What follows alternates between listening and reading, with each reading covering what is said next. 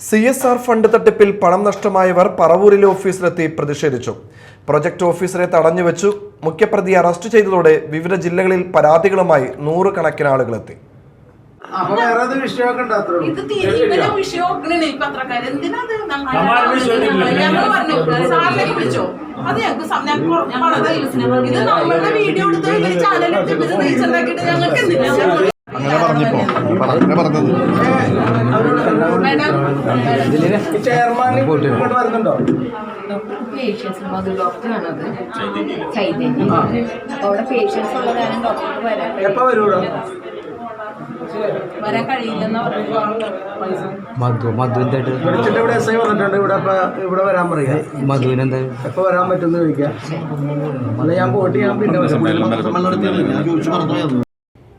ജനസേവാ സമിതി എന്ന സംഘടനയുടെ പേരിൽ പ്രമുഖ വ്യവസായ സ്ഥാപനങ്ങളുടെ CSR ഫണ്ട് വാങ്ങി പകുതി വിലയ്ക്ക് സ്കൂട്ടർ, ലാപ്ടോപ്പ്, തയ്യൽ മെഷീൻ എന്നിവ നൽകാനായി ആയിരക്കണക്കിന് ആളുകളിൽ നിന്നും പണം വാങ്ങിയതായാണ് ആരോപണം.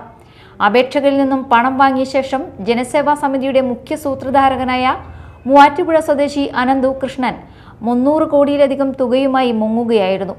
പറവൂരിൽ മാത്രം പണം വാങ്ങിയ 2500-ലധികം ആളുകൾക്ക് വാഹനങ്ങൾ നൽകാനുണ്ട്. പണം നഷ്ടപ്പെട്ടവരുടെ പരാതിയെ തുടർന്ന് പോലീസ് അനന്തു കൃഷ്ണനെ 2 ദിവസം മുൻപ് അറസ്റ്റ് ചെയ്തു. പ്രതിക്കെതിരെ സംസ്ഥാനത്തുടനീളം പരാതിയുണ്ട്.